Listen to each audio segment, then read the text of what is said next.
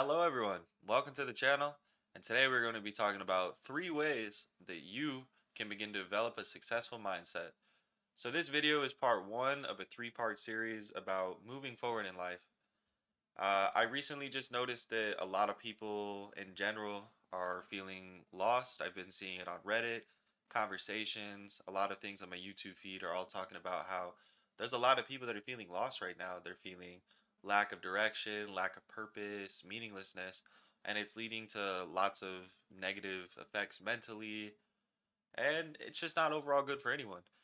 According to the Harvard Graduate School of Education, when they conducted a study regarding this, they reported that 3 out of 5 young adults feel that their lives have no meaning or purpose. This is resulting in an overwhelming amount of helplessness and just feelings of lack, right? People are not feeling good with this. And if you are feeling like this, do not freak out. Clearly, according to the study, you're not alone. We simply just need to start working on a few things, starting with your mindset. So, personally, I was lost too. I know that these types of things can lead to anxiety and action. Trust me when I tell you I can relate. I dropped out my first year of college. It just did not go well at all. I wasn't really motivated to do anything. I just couldn't do it. I don't know if I was burnt out or what, but it didn't go well. The second time around, after my first full year of college, COVID hit, and then I ended up taking off that next semester because nobody really knew, like, is this thing really going to kill us or not, right? And so, yeah, I took off about 8 months after that. And during that time, man, I just fucked around. I smoked, played video games, ate like shit, and I just became kind of like a skinny, fat, socially anxious nerd. And yeah, nothing, no, nothing motivated me during those periods of time. I just completely degenerated. Brain fog and anxiety kind of became the norm, and I just lost the focus and energy of my previous years. I didn't know how to move forward, and I didn't even know if I could move forward. But it wasn't until I started working on my mindset that I really started to make forward progress in life, leading to other things and better things. I got really lucky that one day I woke up around 2 p.m. and yeah, I just looked in the mirror and I was just disgusted. I was like, damn, dude, like, what have you become? It's time to start getting my shit together. So that's what I did. And I started just to research qualities online that I was lacking or things that I felt I needed to improve.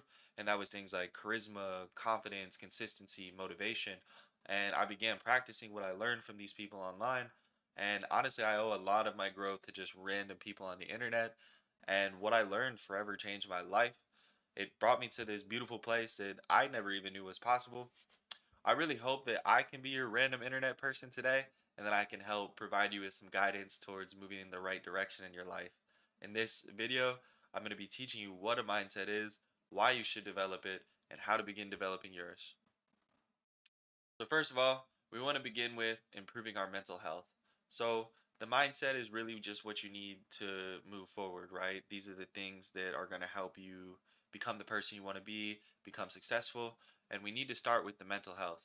I'm going to assume that your mental health probably isn't the best if you're someone who needs work on this. It could be things like past traumas, self-sabotage, fear of failure, right? Or fear of success and fear of failure, actually. If you leave these things unchecked, they could just slowly cripple you. They leave you unmotivated and they'll deplete your energy. We got to clean up our headspace before we can begin moving forward. You could potentially disregard this step, but my guess would be that it would lead you just to burnout and ultimately returning back to this place, and we don't want to do that. So, where do we begin starting with our mental health? We need to begin doing some deep internal work and figure out what's going on upstairs, right? My suggestions are you want to start with a dopamine detox. I know everybody talks about this, but I've done it myself and I highly recommend it. I recommend at least a week of no high level dopamine activities. So that would include things like porn, drugs, junk food, video games, social media. We want to avoid those things. And if you're too much of a fiend, I get it. I was too. You want to start by gradually reducing your high level dopamine activities, and then maybe one day you could do like a full week or 2 weeks, right? And that would be really, really good. According to Dr. Anna Lemke, she's the author of Dopamine Nation, an incredible book about dopamine. We've transformed the world from a place of scarcity to a place of overwhelming abundance. Consequently, we're all at risk for overcompulsive overconsumption. So dopamine motivates us to seek purpose and meaningful pursuits.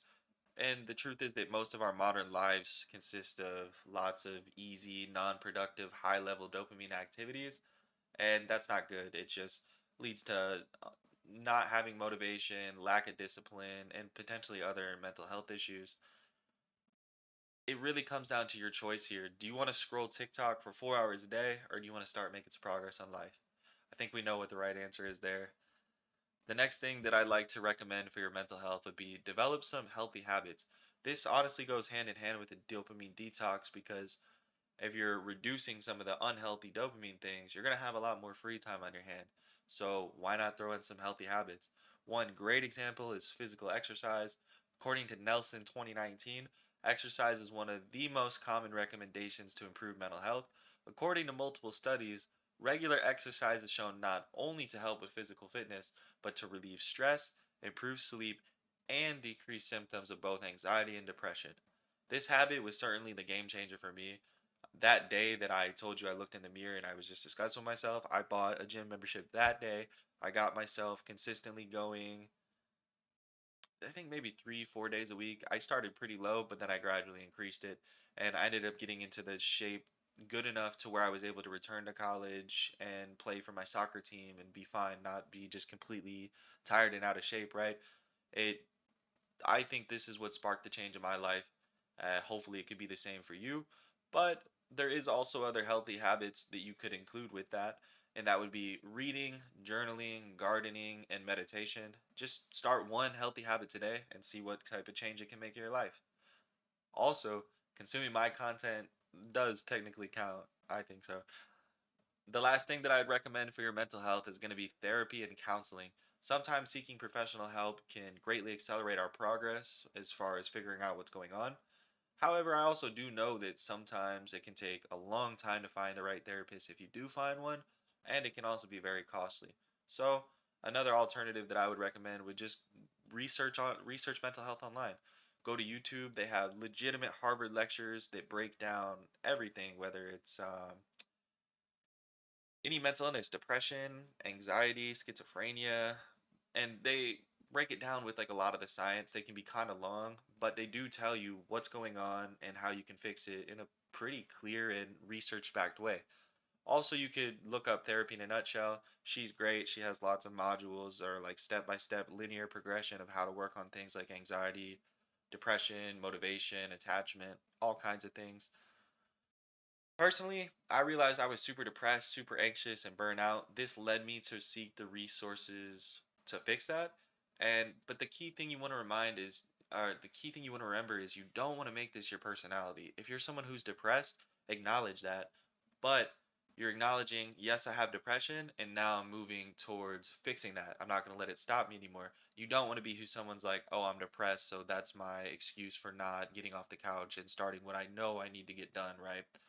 This is will keep you trapped and prevent you from moving forward.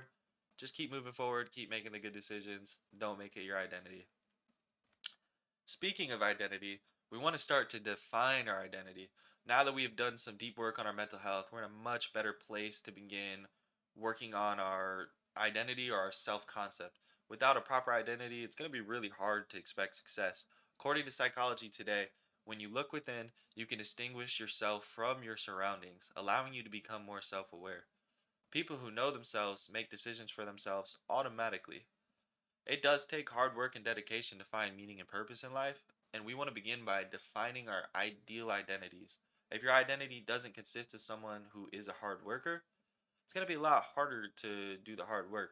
Versus if you are someone who is, I am a hard worker, that's your identity, you're going to have a lot easier time putting in the hard work. So now I have a question for you. Who do you see when you look in the mirror?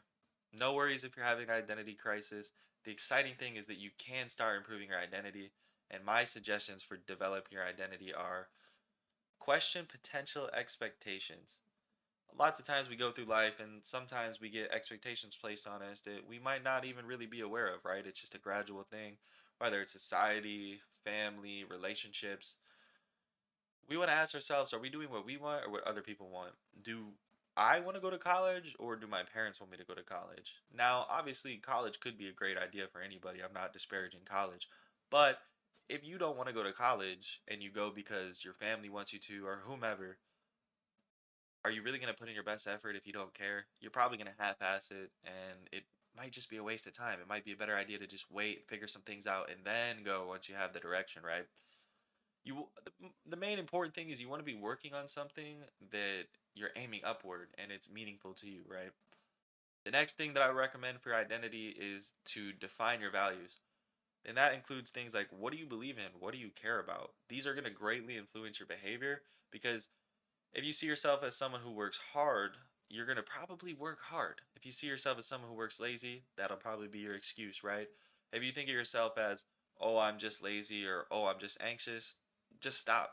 Because you got to start thinking of yourself as someone who's working on it, someone who wants better for themselves. You want to start matching your behaviors to these values. And the final thing that I'm going to recommend for your identity is explore your interests. You want to start by learning about your interests as much as possible. For me, this worked out greatly. I started just learning about psychology, music, um, philosophy, any things along those lines, right? And I ended up studying it in college and just studying it online and learning enough to the point where I can make a career out of this. I'm bringing this content to you guys and it didn't start that way. It just started as, hey, I'm interested in this. Let me check it out. If you start to do this, it could help lead you to a potential plan of action. The final thing that we want to do for working on our mindset is we want to begin to integrate a growth mindset. So there's two type of mindsets, right? There's fixed mindset, which is someone who believes that they're stuck and they cannot improve. So if they're dumb, they're just dumb, they can't get smarter. And then there's the growth mindset, which is I can improve. I might not be the smartest, but hey, if I read some books and study, I'm going to get smarter. The entirety of this process of improving your mindset is going to require this growth mindset. It can even help tremendously with stress. According to Carol Dweck, a growth-minded individual, they perceive task setbacks as a necessary part of the learning process and they bounce back by increasing their motivational effort. So rather than get discouraged from things, people with growth mindsets learn from it and they come back motivated to get better. This is important for a lot of reasons, but especially for avoiding burnout. And while you're going to be developing your own personal mindset for success, integrating this emphasis on growth is going to make it much easier to learn and grow. Having a growth mindset will mean a couple things. One of them is that you want to embrace challenges. You aren't held back by the fear of failure. You understand that failure is a necessary risk, and you got to start taking some chances if you want to get somewhere.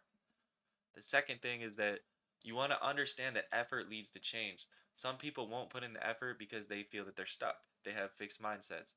Effort is the first step towards achieving. You want to start, see how far you can get, and what you can learn from your efforts. The final thing, you want to learn from criticism. So, about a month ago, I made a post on Reddit talking about my website. I was asking for feedback. I had just completely finished everything, I think about a week prior to that. And I was just asking for feedback on how it looked, how it ran. And honestly, I was expecting some like positive comments, right? Nope, I got shit on. They roasted me. I don't know what I was expecting. It's Reddit, but at first I was a little butthurt, but after a little bit of time, maybe like an hour, I put my ego to the side and I actually read through what they were saying, and then I checked on my site and I was like, okay, they're right. Let me see if I can implement those things. The results were that after about 2 days of working on the things that the people said on Reddit, and sorting through the bullshit, just getting the good pieces of information, and implementing that good information. I made my website look better and run better than ever, and I owe it to criticism. You want to do your best to consider criticism rather than just completely reject it and become defensive, right? You might be missing some things, and maybe other people can help you find it. I'd like to honorably mention environment here before we close out. Sometimes our environment can really limit our growth and mindset, right?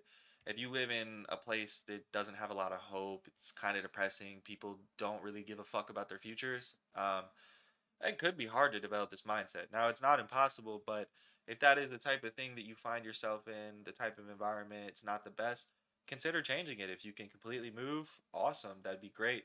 Move to a new place, start implementing these things, become that person you want to be. If you can't move, obviously that's not realistic for everyone, but just start changing some of the places you frequent. If you can go to a different, go down the street a little bit, down towards the next town if it's not that far. Go to better environments, cafes, libraries. These new places are going to stir up new ideas, new energy, and hopefully it'll help you break your cycle of bad habits.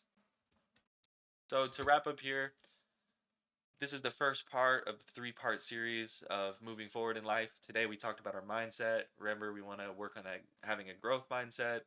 We want to work on fixing our mental health, and we also want to work on defining our identity.